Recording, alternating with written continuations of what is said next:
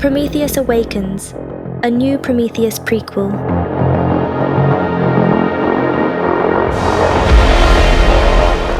By Andrew Dobell.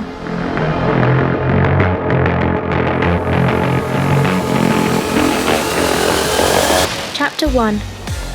I don't give a shit about my parents, the girl said, her tone flippant and bitter. It's not like they care about me. Frankie sat on the university steps beside her roommate, gazing out at the towers and arcologies of Neo-London. The megacity stretched as far as the eye could see, the spires stabbing high into the sky like daggers as drones and flyers drifted between them. Built within the crater of a nuclear blast, atop what had once been the former city of London, it was a gleaming monument to capitalism. My dad has his own company, the girl continued. Some sort of accounting firm, I think. I don't really know or care. I'm pretty sure he sleeps around. He and my mum don't get along anymore, and she drinks too much. They seem to hate each other's guts, from what I can tell. Frankie watched the girl as she spoke, her tone changing from one of spite to just tiredness and exasperation. She'd had enough. Frankie had known her for a few weeks. She was sharing a room with her at Neo-London University, but this was the first time they had really talked to each other. Mallory, or Mal as she preferred to be known, had been cagey at first, not speaking much and keeping to herself. Frankie had tried to talk to her, girl to girl, to make conversation, but hadn't got very far. Mal had been a closed book. She seemed to prefer spending hours online, surfing the web, or chatting with friends Frankie had never met. The sound of her tapping on her tablet or keyboard was a constant feature of their room. Frankie didn't mind. She figured Mal would open up eventually. She couldn't stay silent forever. When she'd first met Mal, she'd been a little scared of her. She only ever wore black, had the sides of her head shaved, wore facial piercings and sported numerous tattoos. Frankie's usual circle of friends was much more vanilla, and Mal's fashion choices had been unconventional.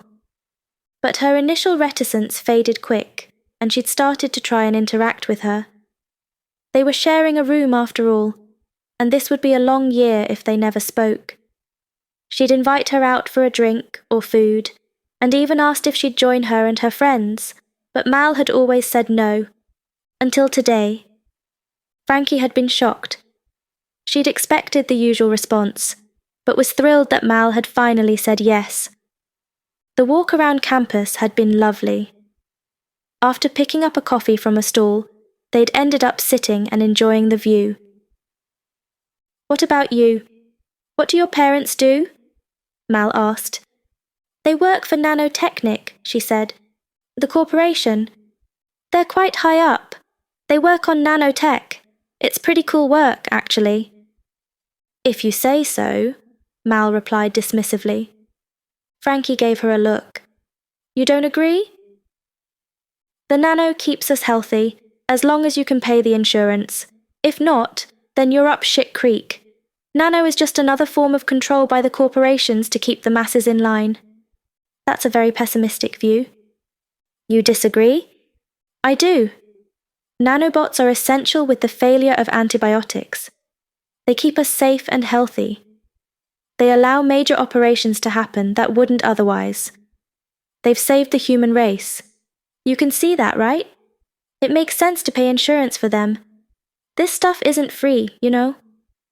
Spoken like a true servant of the corporations, Mal said, rolling her eyes. Did you read that in a leaflet? No. Frankie felt a little offended by the jibe. Then, let me tell you what really happened. During World War III, while the effectiveness of antibiotics faded and the death toll from disease rose, the corporations developed nano and cybernetics to help the war effort. War always forces technological advancement, and this was no different. With the power that the world's government still had at the time, they forced the corporations to disseminate the nano to the masses, saving millions. The government didn't force them. They worked together with the corporations to stem the tide, Frankie interjected, remembering everything she'd learnt from her parents and the school she'd attended in the nanotechnic arcology. That's what they want you to believe. In reality, it was a little more contentious than that. The governments needed the tech, but the corps did not want to just hand it over. That wasn't in their self-interest, even in the face of extinction. But they saw an opportunity and took it. In return for the nano, the corporations negotiated for more power, more freedom, and less oversight. There was a shift in power. It happened slowly. But with their tech in the majority of the population, including politicians, and the ability to turn it off at a moment's notice, the corps grew in power, slowly taking control of governments around the globe. Really? Frankie asked, incredulous. This didn't match up with what she knew at all. She couldn't argue that the corporations were powerful. She could see the proof from here. Their vast buildings dominated the skyline. But to make them out to be these megalomaniacal, evil overlords was a step too far. Wasn't it? Where are you getting all this? Are you sure? Absolutely, and they didn't stop there. They abolished national health services around the world and set up insurance programs for the nano. Now they control everything. The government, the police, the justice system, everything, and God help you if you can't pay. You sound like a conspiracy theorist. You think I'm making this up? That I'm reading into things too much and coming to a ridiculous conclusion? Well, yeah.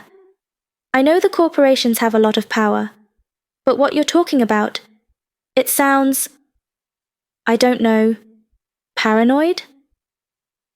It's not paranoia if they really are out to get you, and I have seen the victims of their power firsthand. Nano is only one part of it. They have their claws in everything these days. Today, their control over nano could be taken away, and they'd still retain their power. Corporate cybernetics are the same, just more control. I don't have any cybernetics. I noticed. No neural net or anything? Frankie nodded. Have you ever been tempted? Not really. My parents were very strict. They were adamant that I didn't get anything while I lived under their roof. Wait until you're old enough to make an informed choice. Frankie mimicked her mother's tone as she quoted her. Mal looked surprised. What? Frankie asked. Nothing. It's just strange is all, given they work for a corp. I presume they have implants? Yeah, they're wet-wired. They need it for work. And will you have a cyber brain implanted one day? I don't know.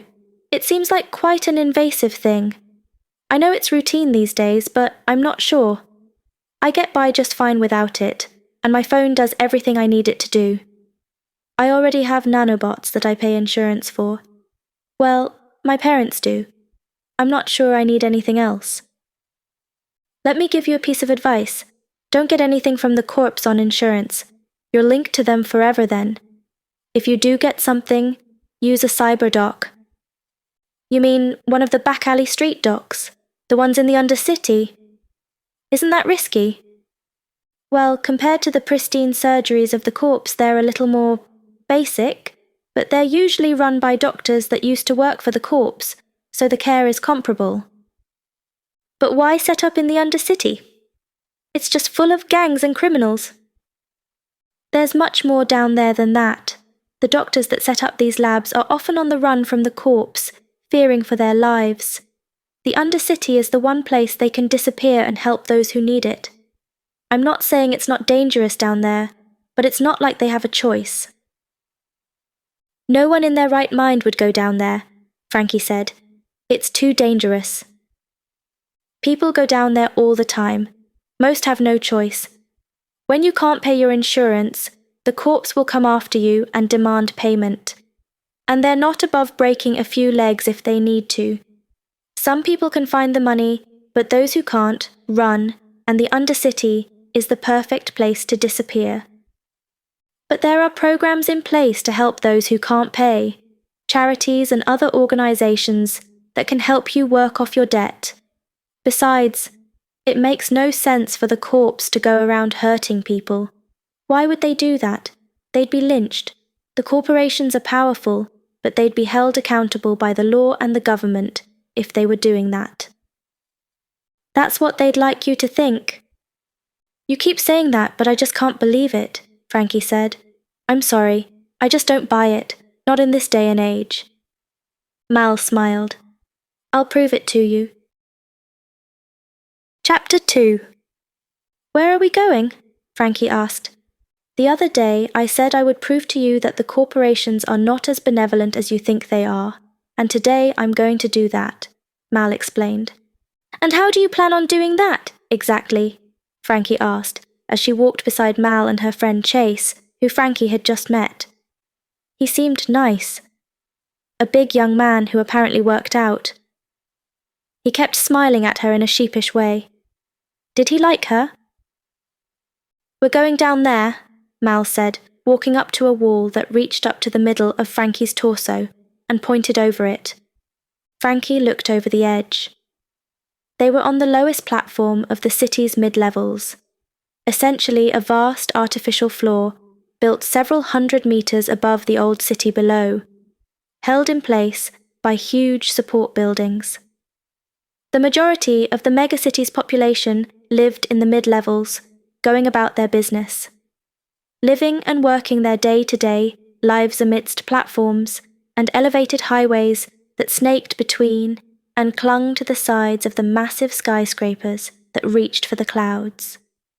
Below them, through the heat vent Frankie was peering through, she could see the Undercity.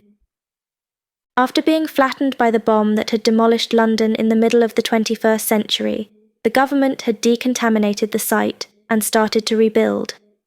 But it had been decided that starting again, above the old city, was a better option. As far as she knew, there were only slums down there now, gang-infested ruins that no one visited. Frankie eyed the dark streets below. It all looked very shadowy and foreboding, and Frankie felt suddenly afraid. The Undercity? Frankie asked. That's right, Mal said. I want to prove to you that what I said was true. So come on, let's go. I'm not sure. I mean, is it safe? It looks dangerous. Crossing the street's dangerous, Frankie. And anyway, we have Chase here with us. We'll be fine. Frankie gave Chase a look. He was buff, but she wasn't sure he could save them from an attack by a gang. I think I'll give this a miss. Frankie, I've been down there loads of times, and I'm still here. Stop worrying and follow me. I really don't like this idea. You will be fine, I promise. No harm will come to you. Are you sure? What are you? 5 years old? Mal asked. I'll make sure nothing happens to you, Chase said, placing his hand on her shoulder. Stay close, do as we do, and you will be back up here in no time. Thank you, she answered, and took a long breath. All right, fine, but if I don't like it, I'm coming straight back up. Okay, fine, Mal shrugged, looking exasperated by the whole exchange. Good. Okay, let's go. Frankie still felt scared as she followed Mal to the closest access way down to the Undercity. They descended a flight of stairs set into the mid-level platform and through a tunnel. They exited into a large open shaft between the mid-level and the Undercity that flyers use to travel between the levels. They passed through a security checkpoint and found themselves on a catwalk that clung to the side of the shaft. They walked down sets of metal steps, passing lower and lower until they descended below the bottom of the mid-level platform. They were progressing along suspended catwalks and gantries that clung to the underside of the mid-level, with nothing but metal grating between them and a fall that would certainly kill them. Her anxiety couldn't have been higher, but the view was spectacular. Below her, a city in near-perpetual darkness spread out in every direction, lit by artificial lights. Huge support buildings that held up the mid-level platforms were interspersed between the old tenements and office buildings, roadways, and other buildings. These huge pillars also served as apartment blocks for some of the masses that called the Undercity home. "Okay, I'll admit that the view is spectacular," Frankie said as she gazed through the misty depths.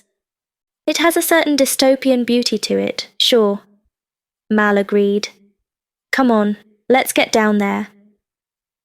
Frankie followed her friends as they strode along the walkway towards one of the huge support buildings. The few people they passed kept to themselves, going about their business and ignoring the others around them. As they went to walk past another small group of youths, a couple of them stepped forward, looking like they wanted to cause trouble. "Where you fuckers going, hey?" one of them asked, the hood he wore dropping his face into shadow, lit only by the crimson glow of a light on his facial prosthesis. "None of your business," Mal answered, her voice firm. "Well, you gotta pay the fee if you want to use our walkway," he said, ambling closer to Mal. Frankie felt her heart rate rise, along with a desperate need to get out of here. "Is that right?" Mal asked, stepping into him, making Frankie nervous. "Well, here's my payment." She slammed her knee into his groin with a dull thud. The man groaned and doubled over as his mates laughed at him. Frankie glanced between them, shocked by Mal's confidence and actions. She'd been terrified that she would escalate things, but instead, it seemed to diffuse the situation. "Come on," Mal said, urging Chase and Frankie to follow. Frankie didn't need much persuading and jogged after Mal, who was already walking away at speed. Frankie could feel her heart hammering away in her chest like it was about to burst through her ribcage. She felt both elated and terrified as adrenaline pumped through her veins. She glanced back a few times, but the kids didn't seem interested in following and stayed where they were, enjoying ridiculing their injured mate. Frankie followed her friends along more walkways down the side of the support building and through another security checkpoint at the bottom. They passed through without issue, apart from some odd glances from the guards. Once on the street, Frankie marveled at the buildings. They were dark and brooding, with pipes and conduits snaking up the side of the support buildings to the city above, while cables that must have been illegally jury-rigged leached power from the electricity grid for the upper city and diverted some of it elsewhere. As they walked, gaps in the mid-level gave them glimpses into the city above. It might still be bathed in the light of the sun, but little of that light reached down here through the canyons of steel and glass. A couple of streets later, Mal led them towards a vacant park, filled with a myriad of tents and makeshift shelters made from sheet metal, wood, and tarpaulin. Cables reached up from the camp to the sides of the surrounding buildings, including the nearby support building, to leach power for the camp's few lights. "What's this?" Frankie asked. "This is the direct result of the greed of the corporations," Mal said, as she led Frankie into the camp. "This is where those who can't pay for their cybernetic implants or their nano come to live out what's left of their lives." "What?" Frankie asked, confused as she looked around with a mixture of curiosity and revulsion. People sat inside tents and shelters in dirty clothes that looked little better than rags. Most looked sick or malnourished, and had some sort of cybernetic implant. They'd had bionic eyes or prosthetic arms or legs, and most of them looked like they had seen better days. She spotted several people walking about on crutches, their cybernetic legs swinging about uselessly beneath them. She realized that some of these implants didn't even work anymore. "Most of these people are sick," Mal explained. "Their nanobots have been suppressed or turned off entirely, meaning living in conditions like this is dangerous. Typhoid, cholera, hepatitis, everyone here is at risk." "But this makes no sense," Frankie protested. "There are programs in place. The corporations will provide help to those who need it." "The evidence says otherwise, Frankie. Open your eyes and look around. Does this look like the result of a society that cares for its citizens?" Frankie didn't quite have an answer for that. It certainly didn't, but that would mean that what she thought she knew about the corporations was wrong. It meant that the corps didn't care, or that their support programs didn't work. Frankie covered her mouth. It was instinctual, but she felt like she could almost feel the bacteria in the air. "Mal, is that you?" called a voice from a shelter. Mal stopped and looked inside the sheet metal structure. "Benny, hey man, how are you? I was looking for you." "Well, you found me," Benny said. "How have you been?" "Good, thanks. You?" She crouched beside him. Benny coughed, a powerful racking cough that shook him to his core. It took him a moment to get his breath back, and as she watched, Frankie noticed the blood on the rag Benny had held to his mouth. "Oh, okay, I suppose. What brings you down here?" Mal stood up. "This is Frankie. I wanted her to meet you and to hear how you ended up down here, if that's okay." "Huh, sure. Still spreading the word then? Good for you," Benny said. "So Frankie is it? Come, sit here." She did as he asked. "Nice to meet you." Benny offered his hand to her in greeting. Frankie looked at it, but hesitated in taking it. "Your nano are working, I take it?" Benny asked. "Of course," Frankie answered. "Then you won't catch anything from me. I have typhoid, a direct result of living here with nanobots that don't work." "But why are you here?" Frankie asked. "There's programs in place, organizations that can help you." Benny laughed, but it soon twisted into another coughing fit. Frankie waited, averting her eyes while he caught his breath again, feeling like she didn't want to intrude. "I thought that too. I was like you once. I lived up there, had a job, an apartment, a girlfriend. We were happy. But when I got laid off and had trouble finding a new job, the money dried up pretty quick. That's when the corporations came to the door, ringing me up, demanding their payments. When they turned off my nanobots, I went to the organizations you mentioned. I applied, filled in their forms, but I never heard anything back. I chased them, rang them up while debt collectors were knocking at my door. I was on their waiting list, but they couldn't help me right now. I'd have to wait.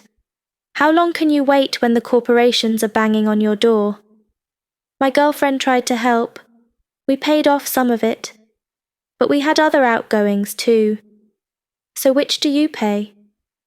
I don't have much of a family to speak of. Certainly no one who could pay my ever-growing debt off for me." Then my girlfriend left. She just disappeared one day, gone. The next day, I was kicked out of my apartment, taking only what I could carry. One setback led to another, and before long, I was down here, constructing my own little shelter. It's not much, but it keeps me dry. Usually. Shit. Ask around, go on. They'll all tell you the same thing. It's the same story, time and again, and this is just one camp. There are hundreds.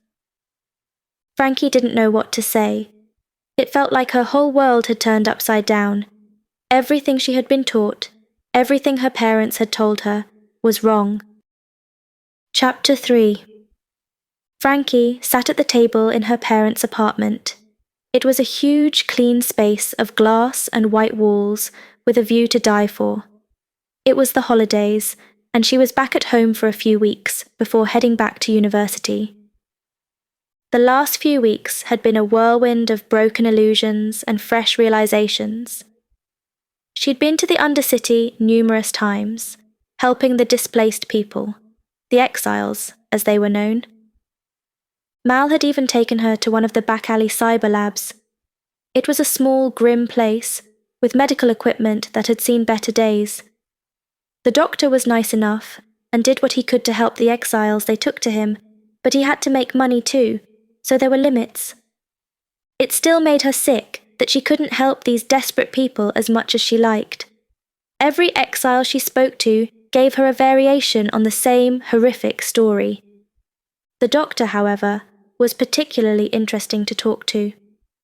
The doctor's experience was different to that of the exiles, but his opinion of the corporations was the same, or maybe worse. They didn't care about the masses. They cared only about their bottom line, and didn't care who they hurt to get what they wanted. Sitting here in the lap of luxury felt distasteful, wrong almost, when there were people like Benny slowly dying through no fault of his own. A news story on the vid screen discussed the programs the corporations had in place to support those less fortunate. She listened, taking in the numbers, and had trouble believing it. The story was so obviously false to her now, it was laughable. It was propaganda. It was the corporations crowing about how they were ethical and helpful to those who couldn't afford the nanobot insurance. The presenter spoke about the affordable insurance program that all the corporations had signed up to, which gave access to nanobots for millions who wouldn't otherwise have them. But Frankie had seen what happened to those who didn't or couldn't pay. She looked up at her parents. They weren't paying attention to the story. They were getting on with eating their meal. She decided to get their opinion. "Do you think this affordable insurance program is working?" "I think so," her dad said, looking up from his meal with a smile. He had dark hair like her and was a healthy, fit-looking man in his mid-50s. "Why do you ask?" "I just heard some people talking. They were saying that some people couldn't pay, and they ended up in the Undercity."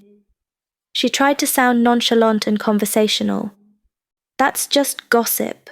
The programs the corporations have put in place are there to help those who ask for it. We're in the business of saving lives, Frankie.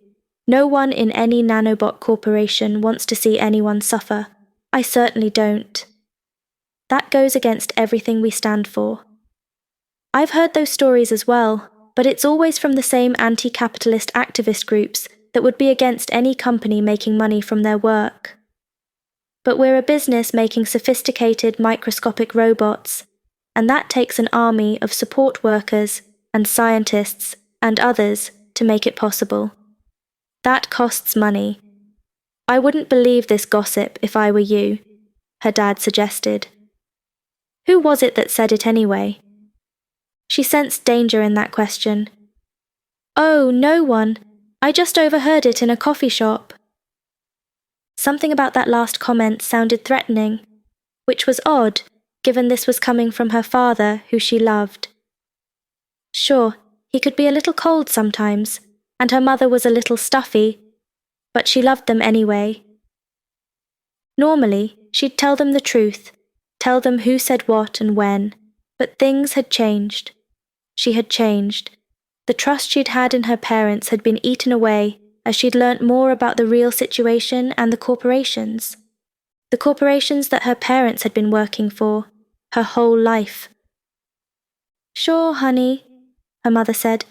"Are you coming in to work with us for a few days this week?" "Yeah, sounds great," she said with a smile, with a growing feeling of distrust and fear in her gut. The lab where her parents worked took up a huge section of the floor in the nanotechnic building and incorporated a huge, hermetically sealed lab. Working with nanomachines was a delicate business. They had to be incredibly hygienic to avoid contamination. Attached to the lab was the main workspace, an open plan area with rows of desks carrying banks of screens. Her parents had private offices, but Frankie worked in the open area. She'd requested a desk in the corner, saying she liked the view and made sure no one could look over her shoulder. Because of her parents and the filing she did for them, she always got quite a high clearance as she'd need access to certain files. But that clearance would serve her well on another mission while she was here. Over the next few days, she hunted through the network whenever she could, looking for evidence that the corporations were complicit in the horror she had seen in the Undercity. It didn't take long. Soon enough, Frankie's screen was filled with endless reports, hundreds of them in this file alone, that had extensive details on those who could not pay their insurance. She looked at the comments and results of each, and found a shocking amount that listed the customer as blacklisted, with their nanobots switched off or severely limited. From what she could see, the corporation didn't follow them up. They didn't try to help them. They just turned their nano off. Finding anything about the harassment or bullying tactics that Benny spoke of was harder. But after reading comments by the authors of the reports, and by reading between the lines, she started to get an idea of what was happening. The report spoke of representatives going to speak with the client, to encourage them to pay and to suggest alternatives or ways of meeting their payments.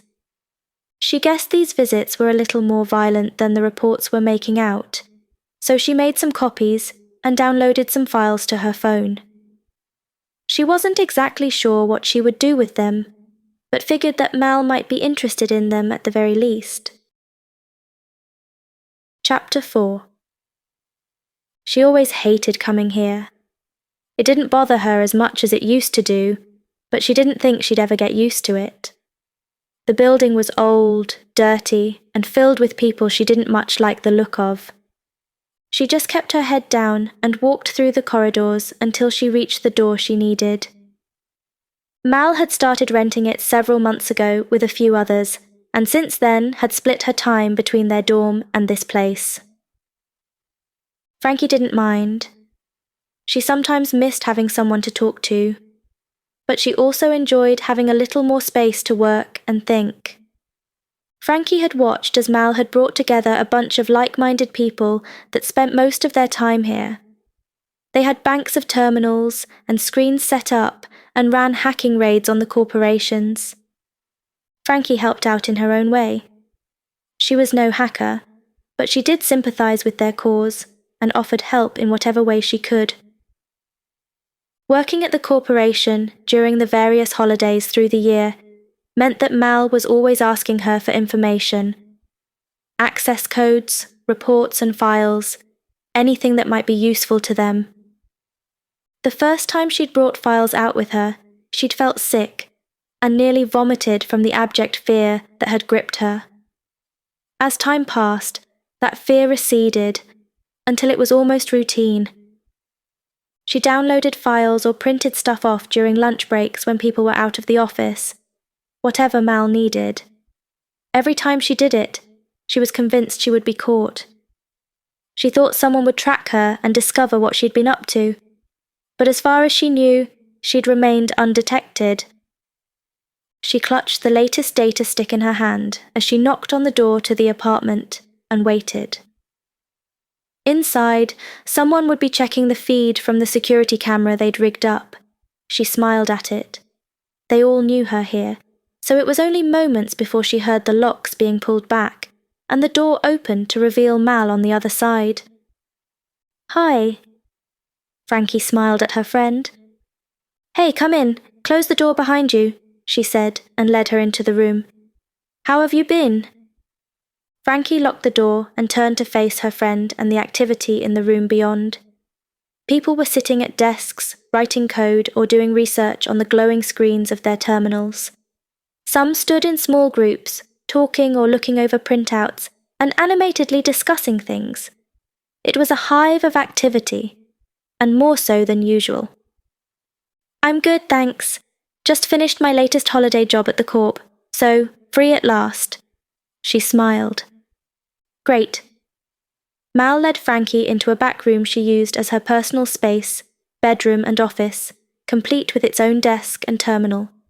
She perched on the edge of her desk and smiled. Frankie could sense the weight in the air between them. Mal wanted something, but was waiting to see if she would volunteer it. After an awkward few moments, Frankie decided to put her friend out of her misery. "I have the data you asked for," Frankie said, and offered the stick to her. "Excellent." She took the stick. "Thank you, we need that," she said as she sat at her terminal. Settling into her seat, Mal plugged the stick in and opened the file. It was an archaic way of transporting data, but that was what made it so secure. and allowed Frankie to move it without being noticed. As she waited, Frankie glanced into the main room and noticed the curious activity out there again. There was a new feeling to the whole apartment, a seriousness and almost pregnant feeling. Everyone was busy, and there was a definite sense of anticipation in the air. Something was going on. This is excellent stuff, Frankie. Well done. We really appreciate what you've done for us. Our recent successes were in no small part because of you. I do what I can. Someone needs to stand up for what's right in the world. My thoughts exactly, and I know you've put yourself at risk to do this. I really appreciate it. Have your folks not suspected anything yet? Not as far as I can tell. No, they seem oblivious. I've been careful though, so hopefully they'll never know. I'm more concerned about how much they know about what the corporations are actually doing. They claim ignorance, but I don't know if they're just lying to me or not. Willfully ignorant or complicit, Mal surmised. Yeah, I'm not sure which is worse, really. Will you be going back? Can you get anything else for us? It's the end of the year, so I was just wondering what your plans were. Frankie pulled a face at the thought of returning to that building. I hate working there now. I used to love it, but knowing what these corps do has changed everything. I just feel dirty after a day there, so I don't think I will be going back. Now I've graduated, I want to move on. I want to get away from all that and do something with my life. I understand and thank you. With this, she held up the data stick. We have all the info we need anyway. Info for what? We're launching a joint attack on Nanotechnic. We're working with a jacker gang we have contacts in. We'll meet up, and while we launch a cyber attack from the van, they'll be going in and storming their nanobot facility in Beckton Rise. We should be able to send a pretty big message to them this time. Oh. Shock and fear gripped her. The cyber attack was one thing. They had done that 1,000 times, often from a van kitted out with terminals which allowed them to be mobile. But a jacker gang? Her visits to the Undercity had shown her how violent they could be. They were to be avoided at all costs. She had no idea how Mal had a contact within one, but she knew a lot of people, so it wasn't out of the realm of possibility. As she thought it through, the reality of what this would actually mean slowly crept in. Innocent workers could be hurt, and maybe even killed. This did not sit well with her, and her mind began to race. She sympathized with the cause. She hated the corporations just as much as Mal did. But this was insane. Killing innocents was not the way to go about this. She could see the fire behind Mal's eyes, the determination and dedication she had to this plan, and decided against voicing her opinion.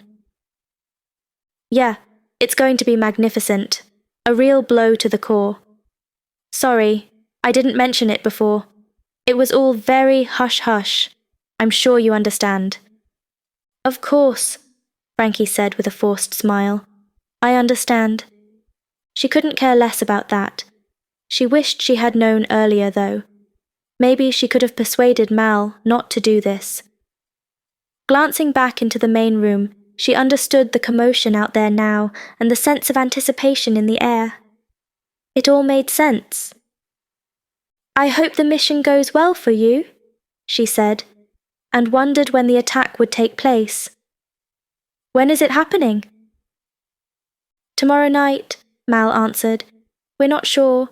We'll finalize that soon. Nervousness gripped her. More than most, and in large part thanks to Mal, Frankie was well aware of how dangerous the corporations were, and of how long their reach was. Frankie felt suddenly vulnerable, and wondered if the corporations were already watching Mal. Were they aware of this plan? She feared for her own safety too. Did they know about Frankie's part in all this? She had a sudden need to get out of here. Okay, well, good luck. I have to get going. I'm meeting some friends, so, Frankie said. Of course, Jake will let you out. I'll be sure to get in touch with you once this is done. I'll look forward to it. Be careful. I will. Don't worry about me. See you later. Bye, Frankie answered and left the room. Stepping into what had become an operations centre, she had the feeling that Mal was way over her head with this. The corporations would not stand for this. They would come hunting for her and kill her if their track record was anything to go by. Frankie glanced at the building plans, street maps, blueprints and headshots stuck to the walls. Each photo was labelled with a name and their position within the company. As she scanned over the faces, two suddenly leapt out at her. She stared for several moments, not quite believing what she was seeing.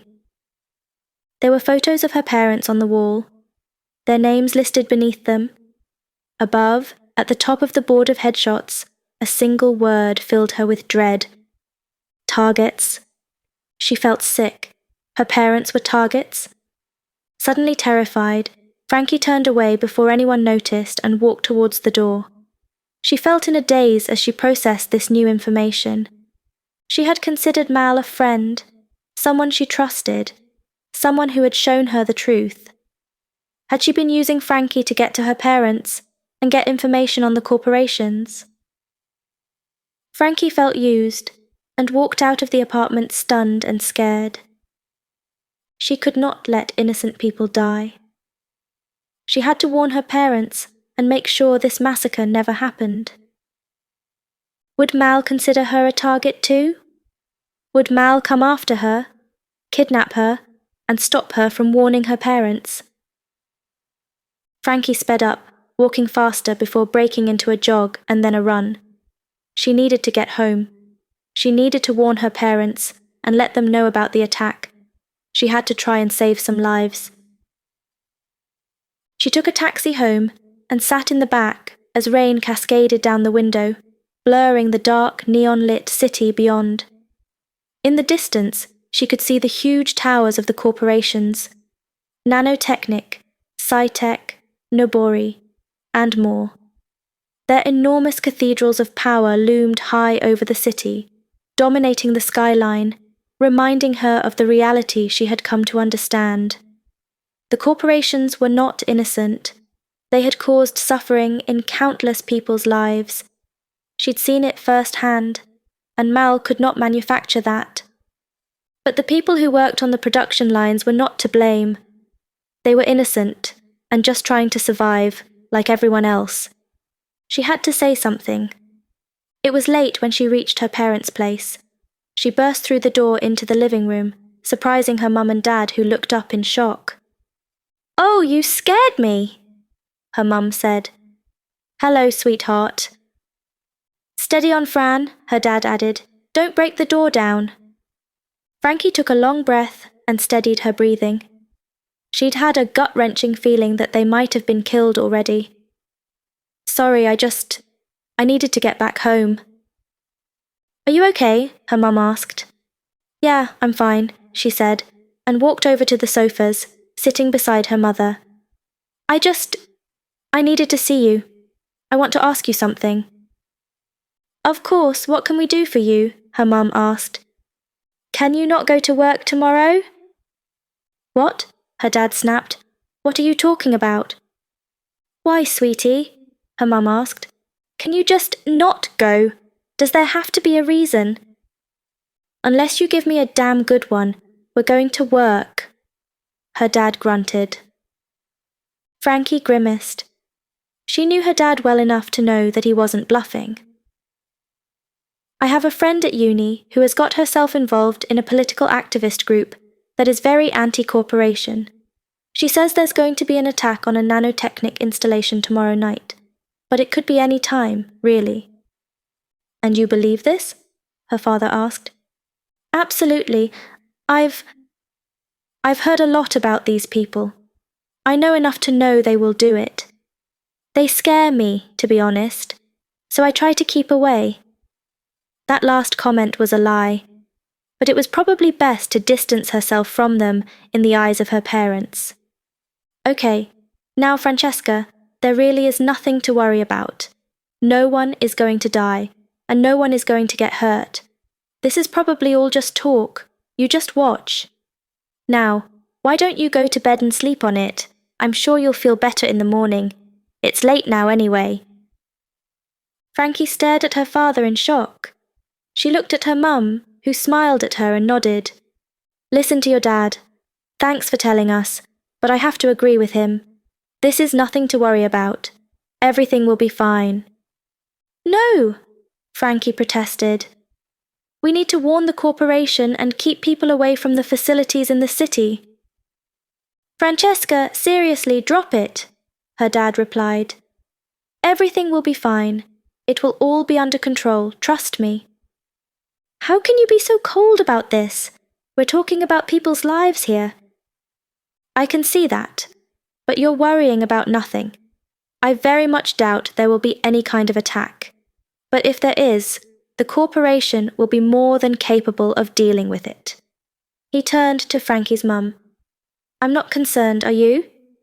No, of course not. Your dad's right, Fran. There's nothing to worry about. Now please, it's late, and we have work tomorrow. Let's forget about this. I'm sure this worry will all be for nothing.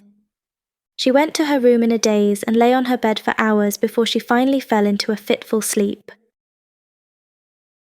Chapter 5. Frankie knocked on Mal's apartment door, banging her fist against the composite material, but there was no answer. She listened carefully, but all was quiet.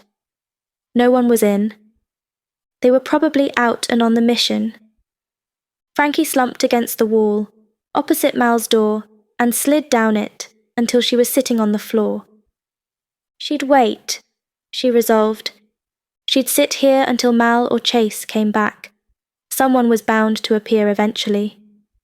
Frankie rested her head against the wall in the poorly lit, dirty, smelly corridor. She'd had a terrible night's sleep, worrying about Mal while also feeling betrayed by her, and bewildered by the reaction of her parents. They seemed utterly unconcerned about what she had told them, and dismissed it as if it were childish games. It was bizarre. She didn't know what to think. She wanted to stop Mal from going through with this, but all her arguments seemed weak, and she had no idea how to change her mind without betraying her friend completely and giving her up to the corporation. But that could be a can of worms she could never close again. The corporation would come for her too. They'd interrogate her and want to know everything. Eventually, in the early hours, she walked home and fell into a fitful sleep filled with nightmares. When she woke, it was mid-morning, and her parents had already left for work.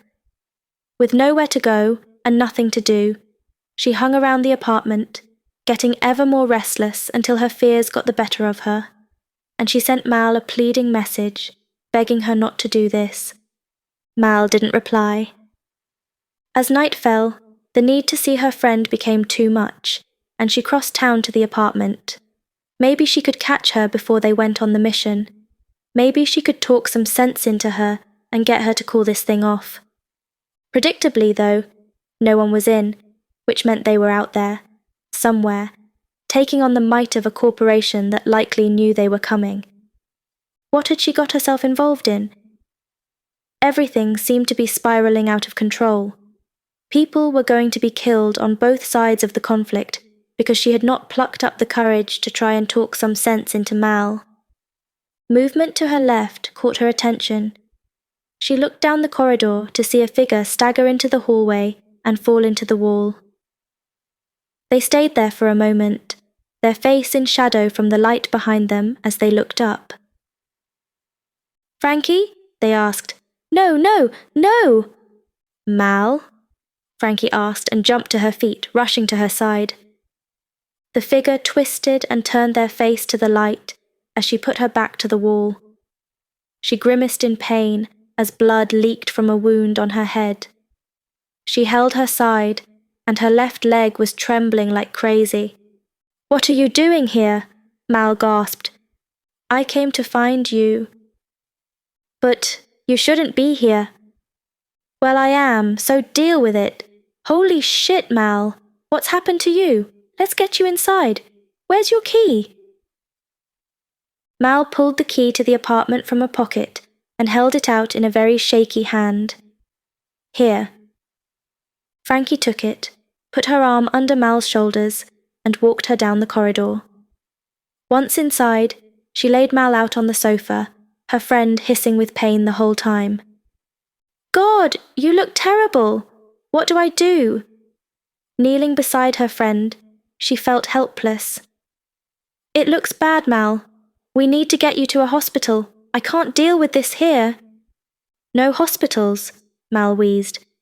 But you'll die if you don't. I said no hospitals. It's too late anyway. Shit, Frankie muttered, and looked her up and down. The wound on her side looked the worst, but she needed to see it herself. Gently, she pulled Mal's hand away. Her clothes were soaked through with blood that leaked from a gaping wound. Frankie felt sick.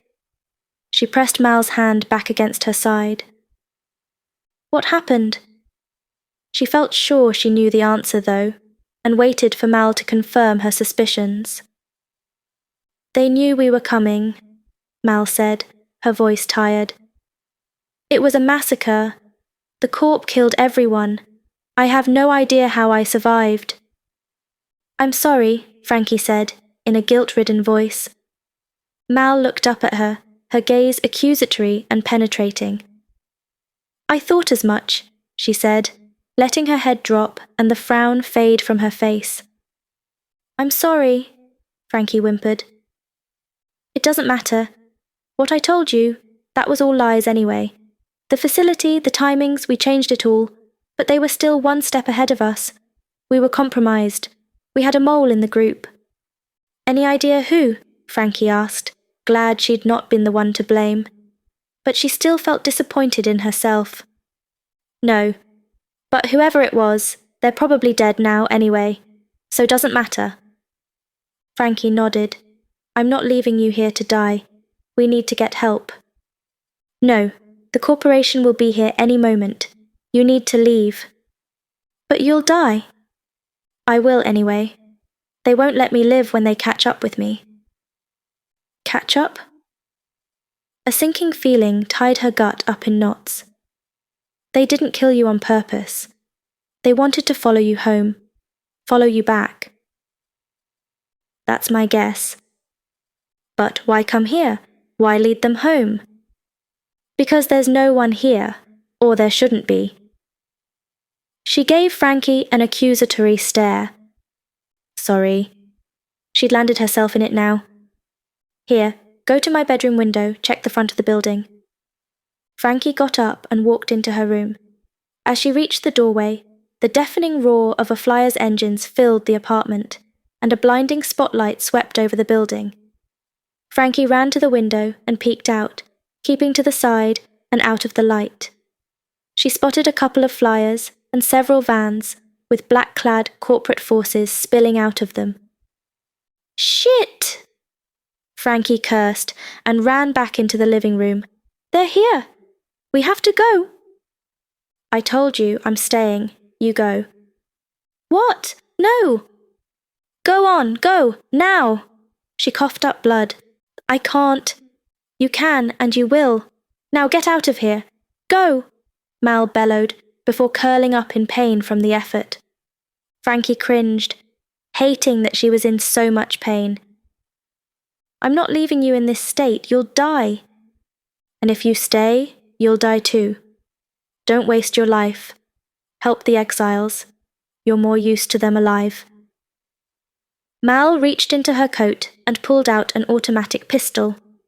She calmly cocked the gun and pointed it at Frankie. Now get the hell out of here. Frankie backed off towards the door. Okay, I'm sorry, Mal.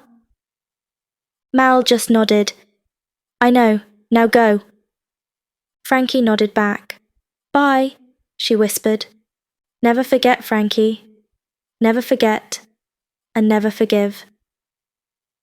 I won't, she said, and left the apartment. She walked along the corridor and down the stairs in a daze. Her friend was dying, but there was nothing she could do to save her. Just short of the ground floor, the corporation forces met her coming up. One of them pushed her to the wall and shone a light on her face. Another held up a tablet beside her. "You're a long way from home, Miss Jean," the operative accused her. "Just visiting a friend." She made sure not to lie. "It's not her," the second man said. "You can go, miss." "Thanks," Frankie said, keeping her face neutral. They let go of her, but she just stayed put as the corporation forces moved past, many of them shining their own torches in her face. After the last of them jogged by, Frankie pulled herself away from the wall and went to walk down the final flight of steps. A woman wearing a long black leather coat with armor and guns strapped to it stalked up towards her. One of her coat sleeves was missing, revealing a cybernetic arm beneath. The woman had a spiky black mohawk and intense eyes that seemed almost alien. She stared at Frankie. She'd heard of these guys, from Mal.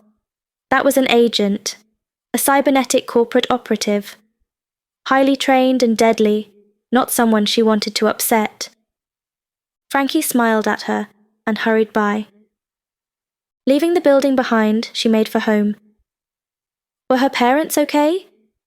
Would they be at home? Had they survived the attack? Frankie walked quicker. Chapter 6. Frankie rode the elevator up to her parents' apartment and pulled out her phone.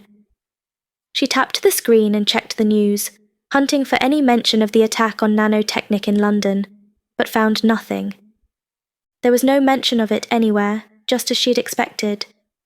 The corps owned the mainstream media, so it wasn't surprising. A quick check of some obscure anti-corporation sites revealed a different story, however, with several reports of violence at the Nanotechnic Tower. There wasn't much to go on, just some mentions of the attack, reports of casualties, and the usual anti-corp rhetoric. Mal had shown her these sites, and now she was gone. The lift slowed, and she exited into the smart, plush corridors of her parents' corporation-sponsored apartment complex. They were clean with white decor and little ornate tables with pots of flowers. Her parents lived in a bubble, a dream world that was disconnected from the realities of the street. Stuffing the phone into her pocket, she walked into the apartment and greeted her parents warmly, just like every other day. "Everything okay, love?" her mother asked. "Yeah, fine," she said, feeling anything but. She did her best to offer a warm, carefree smile to her mother, doing her best to suppress the guilt and worry caused by Mal's death. She'd felt so helpless and impotent, but there had been nothing she could have done. The corporation forces would have found her in the room with Mal, and most likely killed her on sight. Did they do the same to Mal, or did they interrogate her to find out the names of her co-conspirators? But did that mean they would know about her? Would the Corp come hunting for her as well? She felt suddenly vulnerable as a headache started to claw at her brain. "Francesca, are you all right?" her mother repeated. She'd been staring off into space, deep in thought, and not really paying any attention. "Yes, Mum, I'm fine," she answered. "Sorry, just a little preoccupied." "Anything wrong? Can I help you with anything?" "No, thanks," Frankie said, and walked over to the dining table. "I'm just going to check my messages." "Okay, honey," her mother said.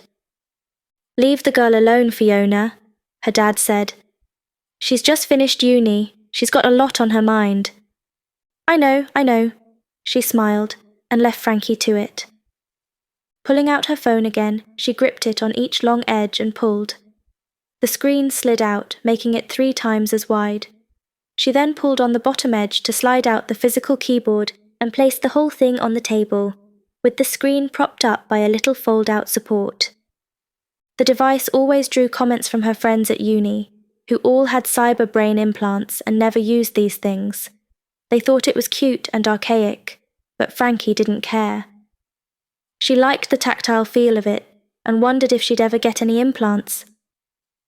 She spent the next half hour sifting through the lesser-known news outlets and blogs that were, as far as she knew, not under corporate control, hunting for details on the attack. She found the same reports as before, and as she hunted, some were already being taken down, no doubt shut down by the corporation. She felt cheated. Mal and their whole cause had been cheated. It was almost as if everything they had been fighting for had been for nothing. With no reports and no note in the history books, it might as well have never happened at all. She looked up at her parents, relaxing after a hard day's work. Her dad sat, staring off into space, meaning he was browsing the web using his neural net, while her mother gazed at the main vid screen on the wall. "How was your day?" Frankie asked. "Fine, thank you, sweetheart," her mother said. "The usual rubbish," her father answered. "So, uneventful?" Frankie asked. "Well, I wouldn't say that," her dad said, and for a moment Frankie thought he would mention the attack. "The new generation of CPUs on the G36 nanobots will be a great addition to the new range, won't it, Fiona?" "Oh yes, we're looking forward to getting them installed," her mother confirmed. "Should be a bit of a game changer, really." "So, no incidents or problems?" Frankie pushed. "No, Francesca," her father said. "Are you talking about the attack you mentioned?" "Yeah," she confirmed. "I thought I saw a news report about it." "Oh, really?"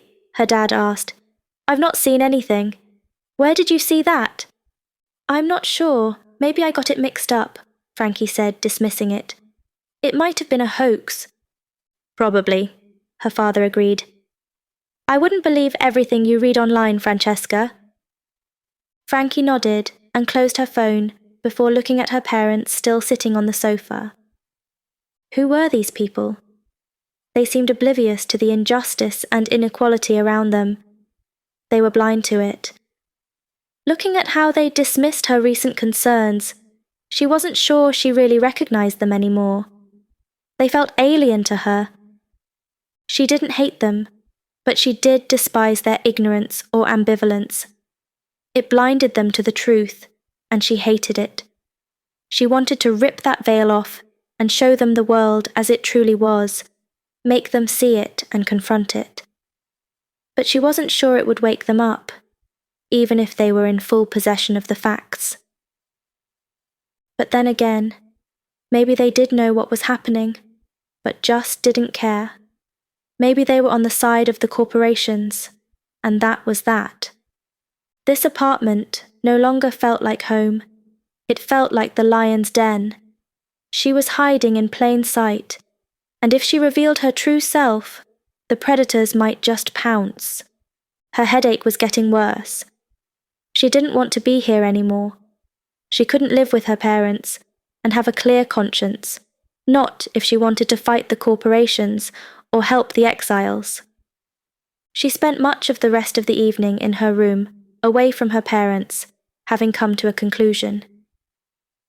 She knew what she wanted to do, and she didn't want to be dissuaded from it.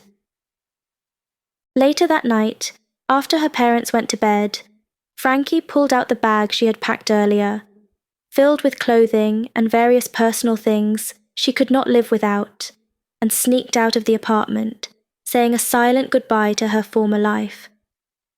There would be no coming back. This was it. She could not live here anymore. Her dad might disown her, but she didn't care. The life she had led with her parents, living in the lap of luxury, was wrong. There were people in this city who needed her, and help from people like her. They were dying, and almost no one cared. Sneaking out in the dead of night, Frankie quietly left her old life behind, taking her first steps into a new one, unsure where it would lead her.